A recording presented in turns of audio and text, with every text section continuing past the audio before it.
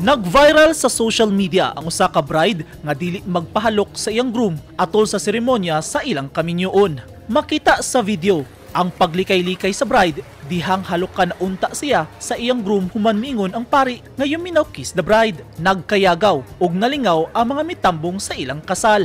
Nalingaw usab ang mga netizens nga nakakita sa video. Gani ang video dunay 1.8 million views ug 16,000 shares sa social media. Giklaro sa video uploader nga si JC Lamsin, ulawon gyud ang babae ug wala kini gipugos nga magpakasal sa groom, sanglit kini ang unang higayon nga mahalukan siya sa lalaki. First time daw to niya nga hagkan or mukisiya kay Victor. Bisan pa og kanang nagkauyab sila og isa ka tuig og duha ka bulan, si Victor ug si Wena wala daw sila nagkiss. Si Victor dili daw magkiss kay Wena. Giila ang bagong magtiayon nga sila Wena Balis ug Victor Cercado nga mga residente sa Kipalili, San Isidro, Davao del Norte.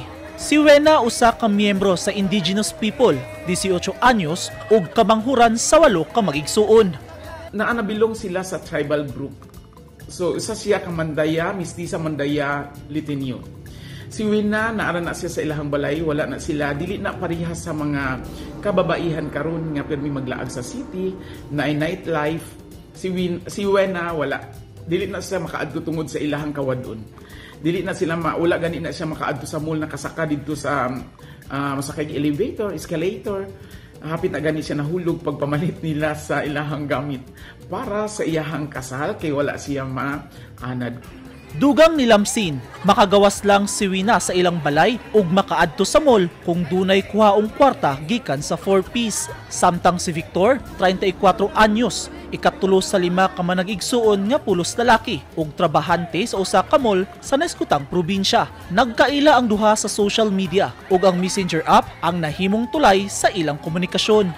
Nakabalo lang si Wena sa iyahang mag-Facebook no gamit og social media kay gitudloan sa iyahang pag-umangkon. Nga ang pag-umangkon mismo kakanang si Chang Chang mo nay ka-chat ni Victor sa una nga panahon. Tungod kay si Wena 18 na, si Chang Chang medyo bata-bata pa ug si Chang Chang iyang gihatag si Victor kay Wena.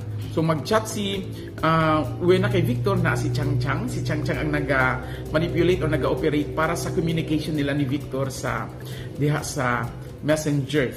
First love ug first boyfriend ni Wena si Victor.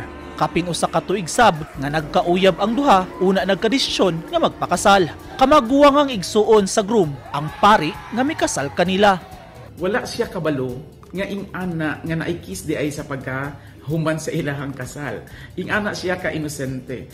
Sa 8 nga magsuon, 4 lang ang gikasal. So pagkasal ato nga time, si Wena murag gamay-gamay pa, bata pa.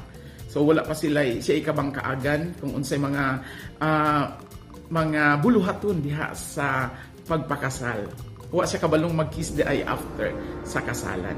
Hinuon, mibawi og halok ang groom sa bride atol sa ilang pictorial human sa seremonya. Alauna sa hapon nitong Enero 22, 2022, nahitabo ang kasal sa Our Lady of Assumption Parish, Asuncion, Davao del Norte. Eugene Hinutan, Newsline Philippines. Stay safe!